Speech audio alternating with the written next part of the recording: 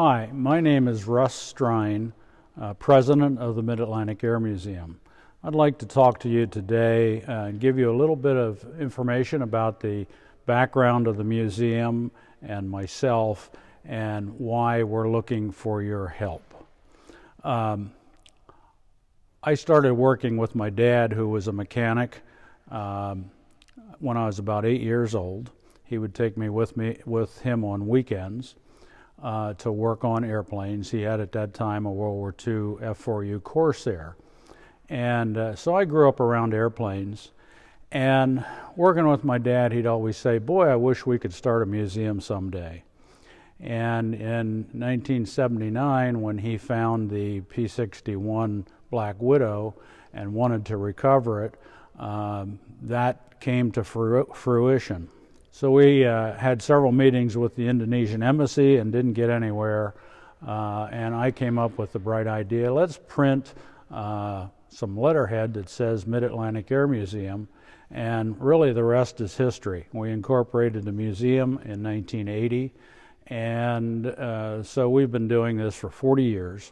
So my dad and I were president and vice president, founders of the Mid-Atlantic Air Museum. The first airplane that we acquired was the Douglas R4D, or DC-3, and the museum has grown from there. We have over 1,000 members today. The second airplane we acquired was a North American SNJ, and the third was the B-25 Briefing Time. The museum, in its 40 years in existence, has gained an exemplary reputation for its restorations. We've won a lot of awards over the years. Our collection has grown now, some 40 years later, to over 100 airplanes. But we've never been confronted with a financial crisis like we have been confronted with this COVID-19.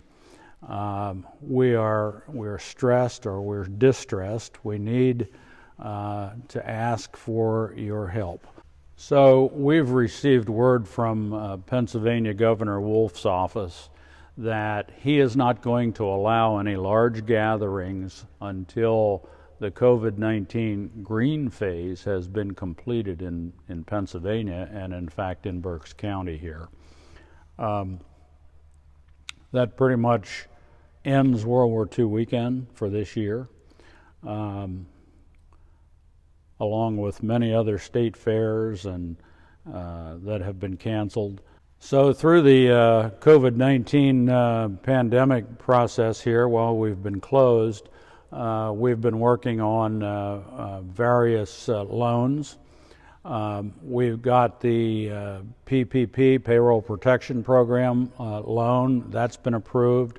We're working on an SBA 7A loan that could help the museum through the long term.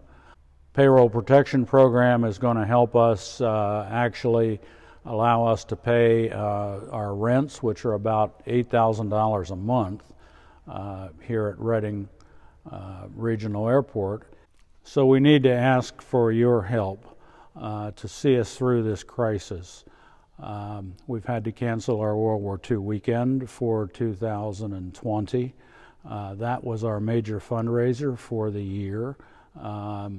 It actually brought in enough money to carry us through the year to the next event.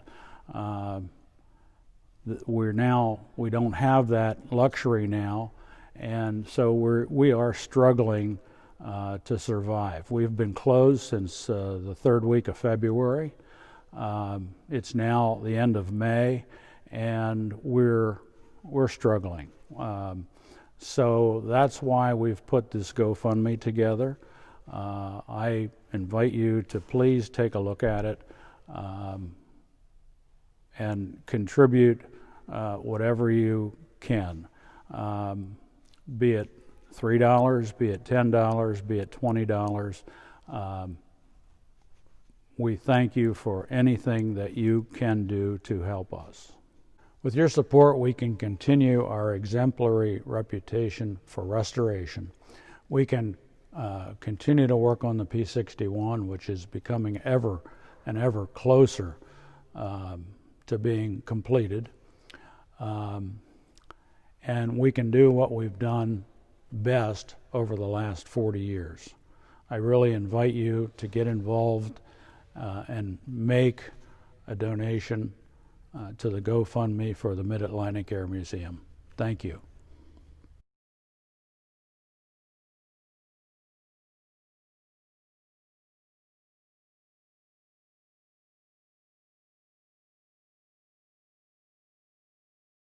As the museum continued to grow with its membership, we had no idea. We had no clue of what it took to run a museum. We thought that grants were out there, and we could get federal grants, we could get government grants, and the truth really is that you need a grant writer on staff. You need, and it's a constant process, and we could never afford to hire somebody to do that. So consequently, money has always been a struggle. It's been hard to come by. We early on decided that the museum needed to be run like a business. We have done that, and through our programs, which of course are membership, our museum store, we have an online store sales, we go to air shows, we take our aircraft to air shows, we sell our museum store items at air shows, and all of that has gelled together to allow the museum to continue to operate. And in 1990, we started World War II weekend, and that has grown and grown and grown, and to the point that it can sustain us through the entire year. Interestingly, our visitors, who come typically from about 46 states every year and between 11 and 16 countries, is great. We have a tour program where you can tour the museum. That alone does not sustain the museum. It takes all these other programs in order to make it work. So my dad and I founded the museum. We work together every day. My dad, as vice president, kind of took over maintenance and restoration because that was his thing, and I took over the day-to-day business of the museum, and we worked very closely. My dad pretty much left me alone, and I left him alone to do what he did best, and unfortunately we lost him. It'll be 2 years ago in 2 weeks.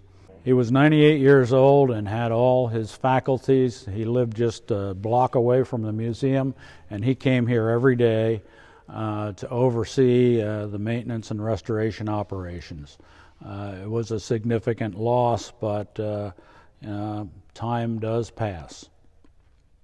We miss him every day. Here behind me is a display case about him and his life. He was a flight engineer on a PBM Mariner in the Eastern Pacific. They patrolled for submarines off the coast of South America and had bases in the Galapagos Islands as well as in Panama. And he became a mechanic during the war. And after the war, that was his profession.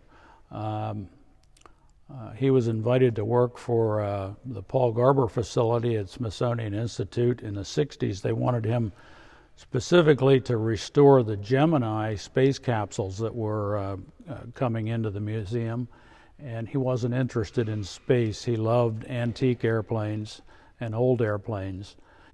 So he declined a job at the Smithsonian and went on to work with some military contractors, and ultimately worked in general aviation and started his own aircraft maintenance and restoration business. I began working with him full-time after I returned from college, and we bought a company together, an aviation company, and we ran that company into the mid-'80s when the museum began to, I should say, prosper. We were acquiring more members and more aircraft, and we decided to put all of our emphasis into the museum, and it's been a full-time operation for both of us since then.